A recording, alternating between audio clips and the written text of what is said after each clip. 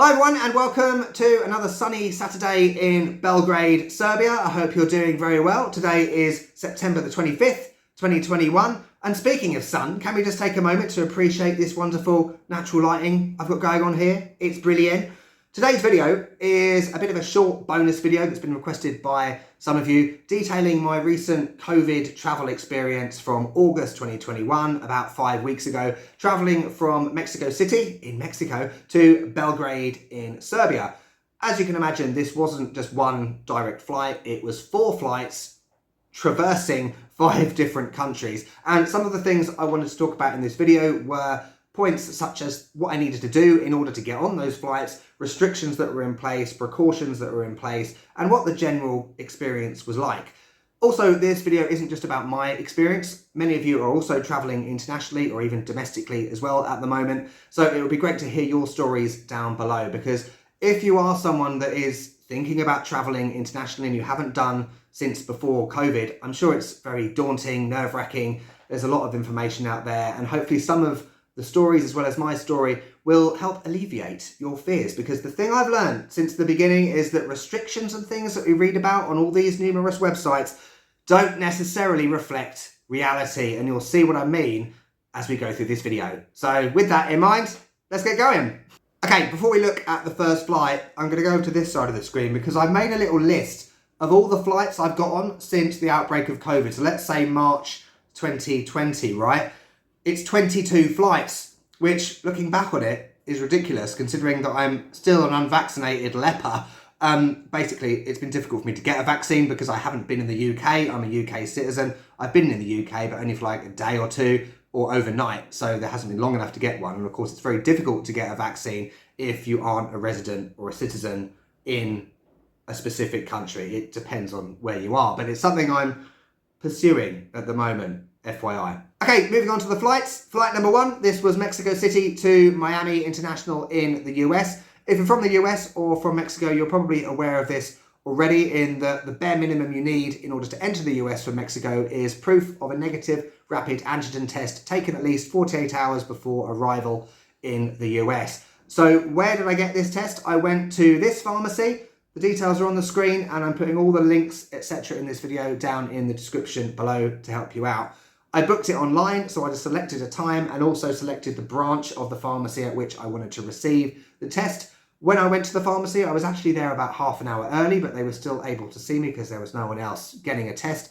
You get sent round to a little room at the back where the lady does the swab up your nostril. It was only one nostril, by the way. I thought it was meant to be 2. I'll cover that again a bit later. And I had time to do one Instagram story saying, "Look at me, I'm getting an antigen test," before she came out of the room with a piece of paper in English and Spanish saying negativo. You also get a PDF copy sent to you on email, so you can use that if needs be in the event you lose the piece of paper, which is something I do all the time. So I had my proof of antigen test. I went to the airport. I was flying with Volaris. Now, a point to highlight, which is going to be a recurring theme throughout this video, is that I travel with carry-on only. Generally, I don't have any check-in baggage, meaning that I check in online the night before. I receive the boarding pass over email, meaning that when I get to the airport, I can just go straight through security without having to speak to anyone at check-in and checking in bags and things like that. That kind of eliminates one potential instance in which you could be asked questions about tests and you know what. So consider that. If you can travel with carry-on only, that's great. When I went to the gate at Mexico City, it was exactly the same as it always is. So the only thing I had to show was the little card thing, the entry card that I had received 6 months earlier. Somehow I hadn't lost that and got on the flight. That was it. No questions asked about tests or anything. Moving on to arriving in the US, I just wanted to say, first of all, that this might be an example of passport privilege. I've got a British passport, and a lot of people I know often tell me that they've had problems entering the US. However, I've got to say, for me, it's always been one of the easiest countries to enter. And when I got to US immigration, all I had to do was give him my passport. He asked me, am I staying in the US or am I in transit? I was in transit to Madrid. He didn't even stamp my passport, and I didn't even get asked to give them the customs form after you leave immigration. Is that a new thing? It always has happened before. Maybe they just forgot. But at no point at all was any question asked about any test or anything. Moving on to flying from Miami International to Madrid in España.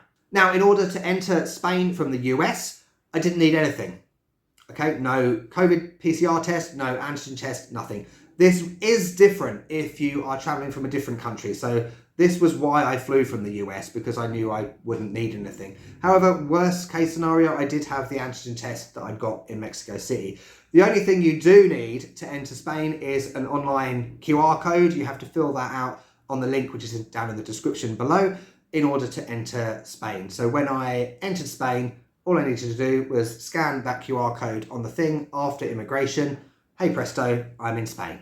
Okay, so I'm now in Spain. I was in Madrid for about 2 nights, I think it was.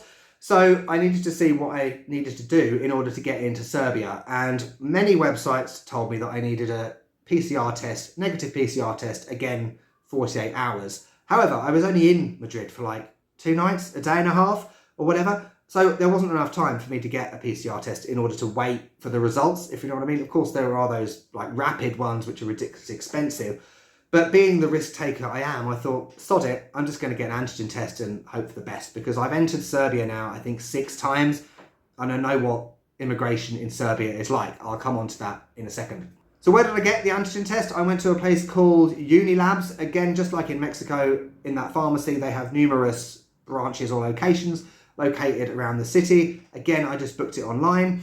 I didn't get the result immediately after my 2 things up the nose this time. It took about half an hour before I got that, but just as in Mexico, it was in Spanish, it was in English, negativo. Fantastic.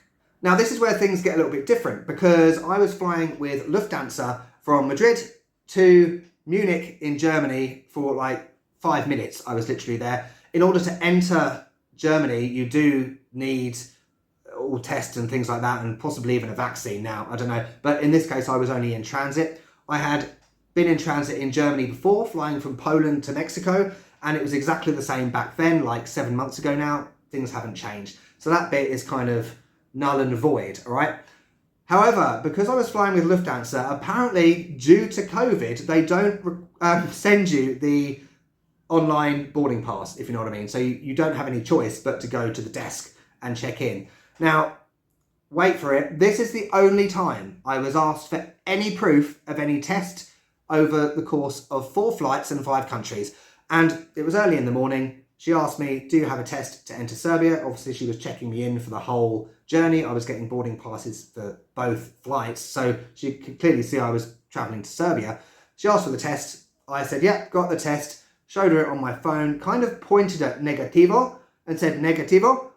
Very quickly, she just looked at it. Yeah, that's fine. She didn't check whether it was a PCR or an antigen test, interestingly. So that was that. And I got on the plane to Munich, arrived in Munich, no problem, had a cigarette, got on another flight, flew to Serbia. Now, this is where it gets classic, because as I said, I know what Serbian immigration is like. I was stressing and worrying, thinking, oh God, I need a PCR test. I've only got an antigen test. But guess what? I didn't even get a hello. It was just stamp. There I go, in Serbia. Fantastic. No questions whatsoever. So that was my story. You know, as I said, 4 flights, 5 countries. I was asked once for a test, and that was only because I had to check in at the desk. If you are in a position in which you can just do the online check-in, you might not be asked. Obviously, this depends very much on what countries you're going to and the current regulations. So you have to keep up to date with the situation, because probably some of the things I've mentioned have now changed, if you know what I mean. That's how fast-paced things are. Okay, to end this video, just a few other points which may be burning questions. I'm anticipating those questions. What are airports like? So obviously you've got to wear a mask in airports. There is hand sanitizer everywhere. In some airports, there are still, you know, benches cordoned off with like prohibido el paso tape, so you can only sit like either side of the tape. In terms of the flights, obviously you've got to wear masks all the time. So that flight I got from Miami to Madrid, it was like 8-9 hours, mask the whole time. Were flights full? Okay, in my estimation, I would say, if I put all the flights collectively together, I would say 95 to 100% full. Going from Miami to Madrid, it was kind of a combination of, I'd say it was mainly people from Spain. People that had, of course, gone to Miami, I guess, on holiday and were returning home to Madrid. But all those other flights were also pretty much jam-packed. You know, going back to sort of 2020, I remember getting on flights like the first ones from like Belarus and Macedonia and stuff. Pretty much they were empty. I remember there was one flight with 5 people on it. That's not the case anymore. I think travel has gone back to normal, dare I say it, on the whole, pretty much. The last bit as well is, what websites do I use to look into restrictions? Skyscanner is the best one. So for me, they have like a live map and it's really good. It's generally up to date. What you can do, you can click on that map, you can enter the country that you're going to be traveling from, and it will then change the map in terms of green, amber and red. And you know, if it's red, there are horrendous quarantines or you can't enter. Amber, there might be some restrictions. Green, pretty much all you'll need is a test. Okay, obviously some countries now you do need a vaccine for as well. Don't get me started on that one. But generally Skyscanner is really good. And you can see, I'll put an example on the screen now, or a couple. If you're traveling from the US, these are the places you can currently travel to. Then I'm going to change it to Australia. I'm sorry for anyone in Australia watching this. You know, hopefully you'll be able to travel at some point in the future. And also government websites. Now this could be a bit controversial. The UK government website is very much sort of going along the lines of, you must not travel, you can't travel. It's not truthful. You can travel. You always have been able to travel. Yes, there are restrictions, but the ones on government websites don't necessarily reflect reality. And of course, the other resource you have is YouTube and the comment section and all the people that are hopefully going to be leaving their experiences. Talk to people that have travelled, that have done the same routes, because more than likely their experience will match what yours may be. So lovely. So I hope that has been useful. Remember to check the links down in the description below. There's a few of them for pharmacies and uni labs and Skyscanner and everything. So hopefully you'll go away with this having taken some use from it. Thanks for watching. I will see you soon. Catch you later.